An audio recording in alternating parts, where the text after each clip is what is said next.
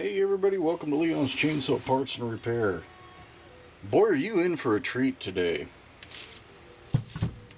Look at this saw.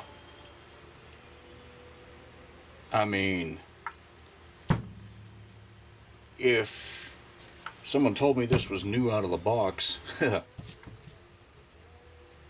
I wouldn't have much reason to doubt them. Yeah, it's got a few paint dings, but holy crap.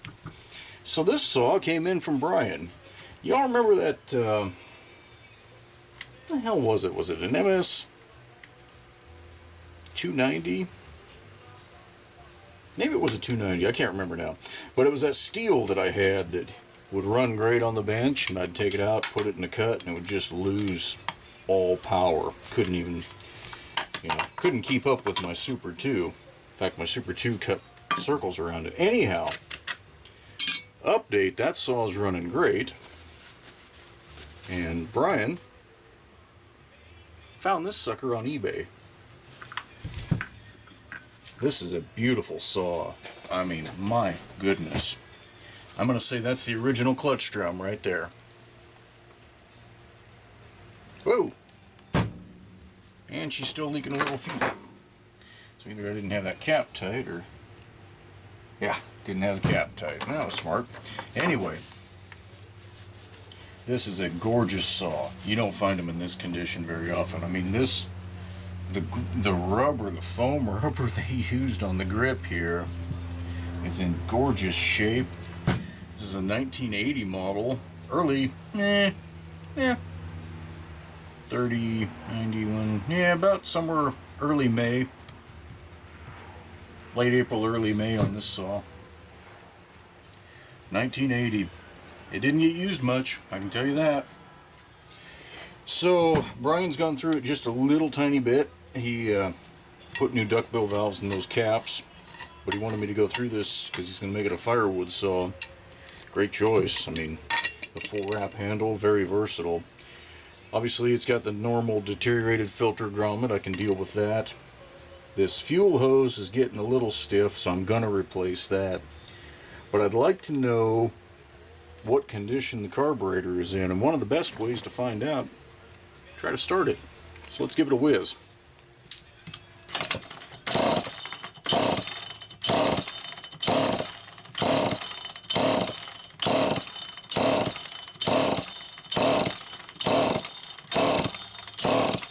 Now that is not the sign of a carburetor that's going to come to life. Man, I want to hear that thing.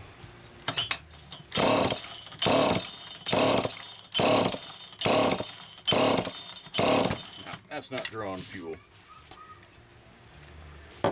Definitely not drawing fuel. So, that's going to be where I start.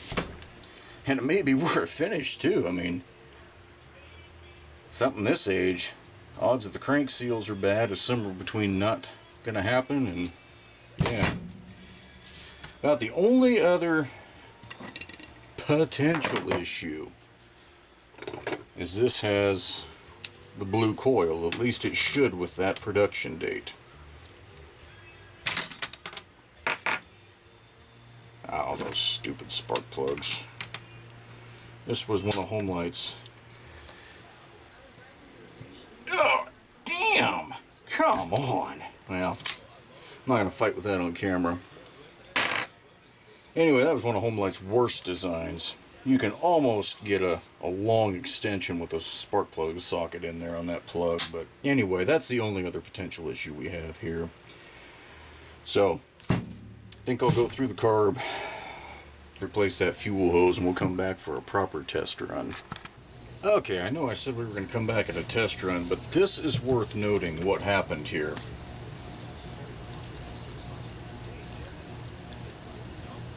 That's the fuel filter. That is caramelized gas. When I got the carburetor apart, it was attempting to pull. It was never going to run right. It wasn't going to be able to pull enough fuel. Thankfully, nothing had dried up in the carb, but clearly some trash has dried up over the years in the bottom of the tank. Now, I'm not getting anything on the screwdriver, so that's good. I'm hoping that in some cases it'll actually wick up the filter if there's a little residue of gas. Yeah, see, it's not sticking to the screwdriver, but what I'm going to do is sacrifice that little bit of gas that I put in there, empty that out, and then I'm going to put some of my good old friend acetone in there before I put the new fuel line in. I'm going to let that do its deed and break up whatever's down there. This filter can be reused, obviously not the element, but I can clean what's left of that old hose off, cut this old felt off, and put a new one on, which is what I will do. But like I say, this was worth noting because what you could see, you pop the starter cover off and you got this in the air box, and that hose, yeah, it's a little old, little stiff, looks okay. That's where it was passing through the grommet, so you can see it was starting to kind of collapse on itself, and when I pulled on the filter, it just ripped right there. And look at that. I'm tearing that apart with my fingers, and from the outside it barely looks swollen, and it would be easy to assume that was fine. Well, I can tell you, if this had actually run, it wouldn't have run for long before that went ahead and broke. So one of those things to keep in mind. A visual inspection is good. Actually getting your fingers on it and feeling what it is better. Alright, let's give this a second shot. My guess is it's going to work a lot better this time.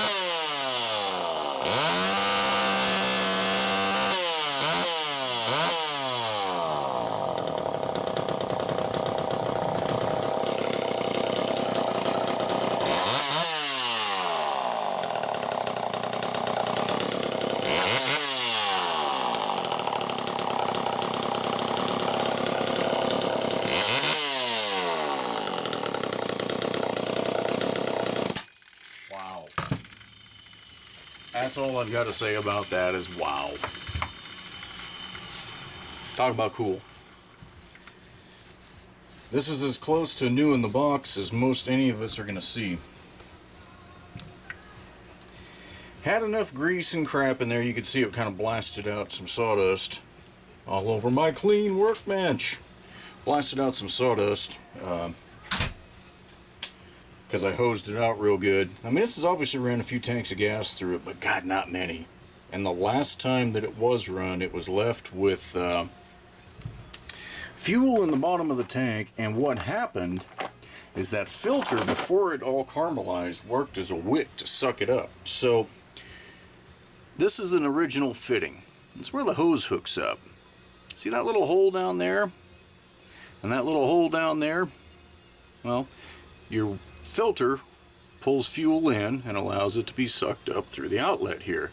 When I pulled that thing apart, these grooves were just coated with caramelized fuel. You couldn't begin to get fuel through there. I mean, obviously a little bit was getting through, and in all reality, if you'd left fuel in there for a week, it probably would have dissolved that.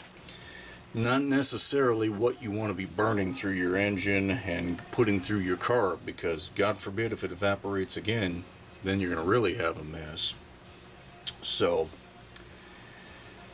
did exactly what I talked about. I got rid of this tank of fuel that was in it, and again, I don't fill these for testing purposes. They're only, a quarter or less full.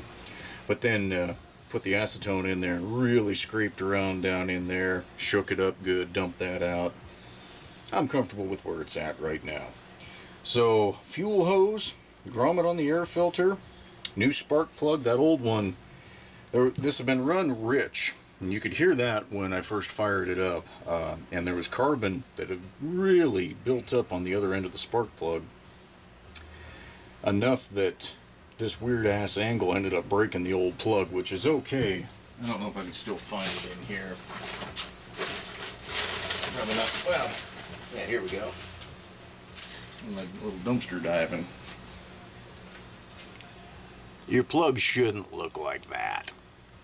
That's way, way too rich. So either this had too much oil in it, or it was retuned rich. And my guess is somebody was pig-headed and still running a 16-to-1 mix, because that's what, you know, that's what it said to do back in the 60s, which at the time was great.